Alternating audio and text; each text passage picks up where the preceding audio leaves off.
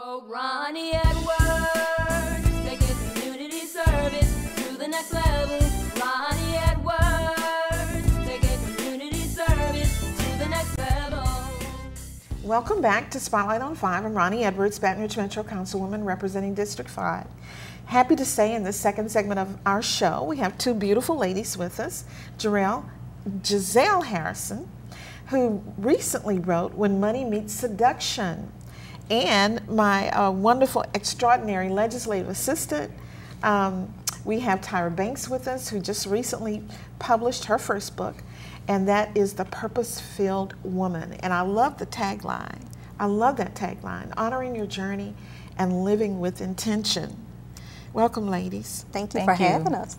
I'm excited to hear about why you wrote your book, what you hope comes out of readers that take advantage of reading your book. What do you think perhaps there might be an opportunity for a screenplay or that might produce a movie related to the confines of your book?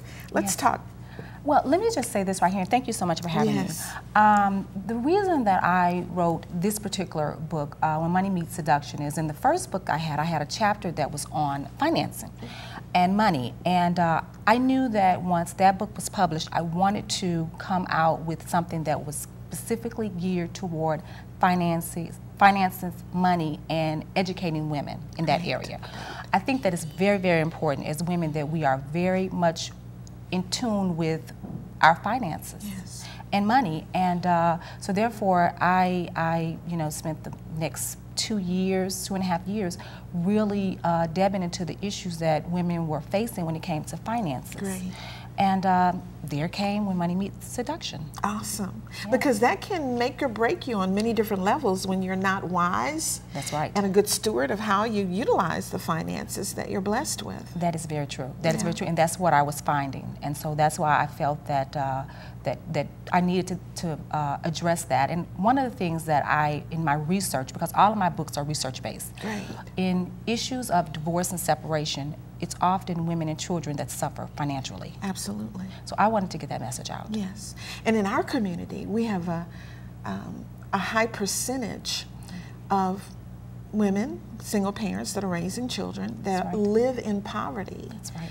And statistically, we know when you have two-parent families, the chances of you living in poverty go down significantly. Very true. And so that is a wonderful topic to have tackled. And hopefully you've gotten some great response. I have. Excellent. I have. Now, Purpose-Filled Woman. Well, I started writing when I realized that people come to me to get coaching and get advice on how to balance life and how to be a mom and work and go to school, because I've been getting my master's for the last 2.5 years.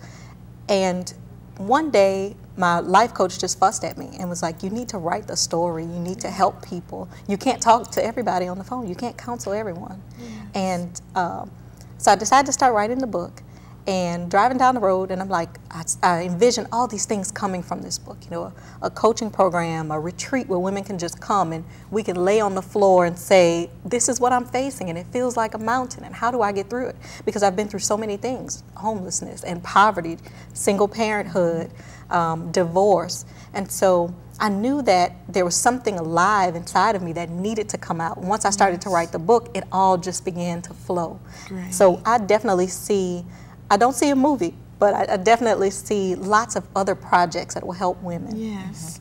It really sounds like, from what you both have shared so far, is writing the book became therapeutic. Yes. And so I don't think that authors often look at that part of it, because it inspires your own mental health about your own life, and probably equips you even better to be a counselor and a coach and a mentor to others. That is very true. I have to say that I've really gotten to the point right now where for me, it's like I just have to get up and write. It's like it has become a part of my life.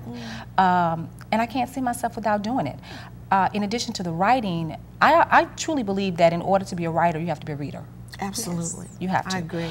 And you know, they just kind of go hand in hand. And I encourage that to children. Especially. And parents. And I say especially too, because children pick up those habits from parents. So, Speaking of parenthood, did you find that writing the book was kind of like your away time from your son? it was. It really truly was. The amazing part about it is that when, and of course I'm an advocate of children reading, and so every book I read to him, he wanted to know if I wrote it. Oh, did he? I was like, no, how Mommy didn't write astute. that. That's I love wonderful it. how kids make Yeah. that connection. Yeah, yes. That's wonderful. I can remember my grandmother in many ways was my role model. She taught school for 40 years in the Mississippi public school system. My grandfather taught school for 40 years plus in that same school system. But when we would visit her over the summer holidays and spans of time across our development, she would make us turn off the TV and pick up a book and read that book. It became a part of our family's heritage that having a library in our home was critical. Right. And so you could go into many homes, but you would never find a library in that home. And so having books, any member of our family's home that you would go to, you could find a library. And that library would span from adult material to children's materials. And so we've continued that legacy even with my children and my grandchildren. You need to have a bookshelf in your room. You need to have a library in your home. So any time of the day, 24/7, you can go and pick up a book and you can read and literally travel around the world. And that's what I was about to say. That's what I love so much about the reading and writing. For children, they can be exposed to any and everything through a book. Yes. They can go anywhere and be exposed to culture, life, experiences just through picking up a book. And it's amazing. And I think that the more we push that when it comes to parents encouraging kids to read, I think that it just opens them up to just a huge, their horizons. It's just amazing. There's a quote that I never forgot that says, when a person's mind has been expanded by an idea, it can never go back. return to its original state. That's right. Isn't that amazing? And we know is. from Oprah's life what success came from her being an avid reader of books.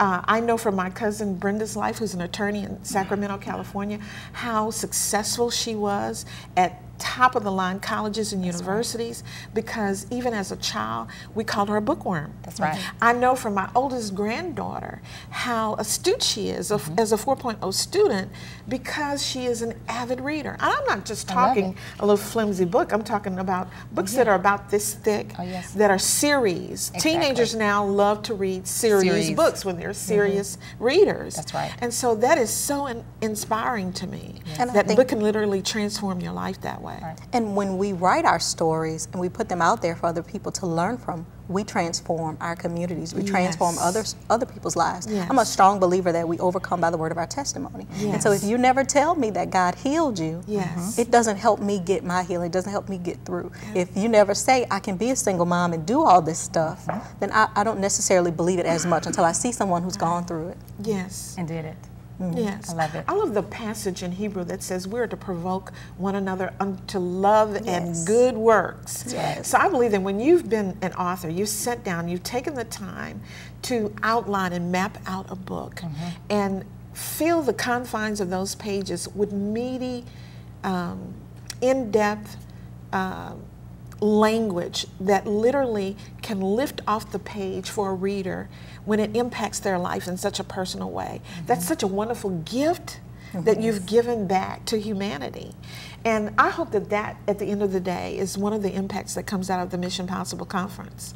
I'm super excited. There will be a number of people on hand that will be authors that have written their own books, that have books on the inside of them that they want to give birth to. Yeah, if it wasn't for Tonya Askin's class, I don't think I would have finished my book, because I just kept feeling like, oh, I haven't done enough, or, you know, my business isn't big enough for me to talk about it in the book. And, well, I've only been a mom for a year, so do I really know what?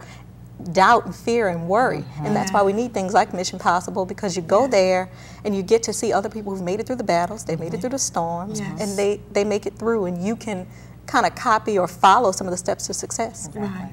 And for the most part, I find that people that have persevered, they have exercised that kind of tenacity and not procrastinated, they have a radiance about their countenance. and a positivity that cannot be taken away from them because they've tackled those challenges of life. They are truly battle-tested leaders in a number of different arenas, whether it's in local industry or in small business or in corporate America, whether it's in ministry or public service. They have stitches that they can talk about. Yeah. Oh, You yeah. know, And they you have feel greatness. unbreakable. Yeah. That's You true. That's true. you feel like God can take you through anything. Yeah. Well, you know, and let me just chime in to say that even before being an author, I always felt that I was an encourager. And that's that area that I take great pride in, because there are many people who deal with doubt and fears, because, you know, there's this mindset of, you know what, maybe I might not be able to do it, or, you know, maybe I may stumble and fall.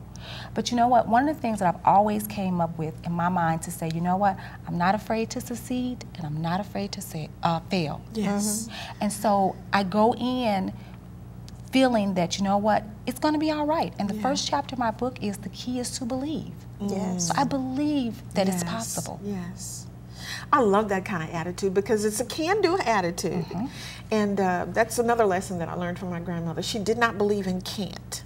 That was not a part of our vocabulary. That's right. She believed that if you set your mind to it, you could achieve it. There you go. And we all need people in our lives that give us that kind of encouragement and motivation. That's right. Just as Howard White did, just as Jeremy Blunt has, just as you Tyra Banks have, and you Gisele Haralson. Yes, yes. We need people that can walk that walk and honor not only our individual journeys, but the collective journeys of those that are in our realm of influence, and expand those borders to include other people, so that in fact we do live with intention. I love that. I love it. that part Yes. Yeah. of your Thank book, you. that we have to be deliberate about what we believe is part of our God-given purpose and what God has called us to do. Because I think all of us at some point throughout eternity want to be able to be told, well done. Yeah. And I believe when you decide to live with intention, you make a decision that my life, my journey, I don't have to lie about it. There's Right. an authenticity that comes from it, because I recognize that building community, fulfilling my purpose is actually a lot bigger than my Yes. reputation. It's a lot bigger than those things that I might not want to talk about and I might not want to say. That's right. Right. But it's amazing when you share even the difficulties in your life, how the authenticity of that takes you to a whole nother level of leadership. That's right. A whole nother level of people respecting Right. your journey, of people embracing you from the standpoint of being able to share from their own heart and their own lives the difficulties that they've experienced, so that yes. hopefully some solutions Right. can be brought to bear to help them live a successful life. It was through pain that I became a writer. It was through difficult times that I became a writer. And the pain in that particular time that I was living through it, I thought I would never come out of. And so it's like I needed to get that pen and paper and Yes. write, because that was my shelter Exactly. for that moment. And from it, I've come across so many people who are dealing with pain, and I encourage them to, you know what, I believe in journaling. Oh, yes. I love that. That could be very I love it. therapeutic. I love it. And so that's what kind of led me to do that, and to encourage others to kind of write down and tell their stories. So we need to tell our audience where they can get your books. Okay, well, my book is, you can go to my website, www.giseleharalson.com. It's Amazon, you can get it there. Barnes & Nobles, you can order it there. And you have a big event coming up on February 21st. Oh my God, yes. Let me say this right here. I'm so excited about that, Ronnie. This is the first African American Authors Showcase. Wonderful. Here in Baton Rouge. It's going to be at the Greenville Springs Library. And That's in our district. That's right. And we're showcasing African American authors during Black History Month. Great. You've got to From give 10 us the a.m. to 2 flyer. p.m. on February 21st. That is correct. Come out. Are you going to be a part of that? I would love to be a part of that if you Please have come. space. And our other two authors here as well. Yes. They need to get the details Exactly. on that. We have the Awesome. information there. Frances Farlow is the contact individual. And she can be reached at 111 at cox.net. That's it. Excellent. Hopefully, folks will show up at Mission Possible Yes. and be able to access books as well. That's right. Yes, definitely. Thank you for joining us today on Spotlight on 5. Stay tuned for other great topics and great speakers and presenters with us.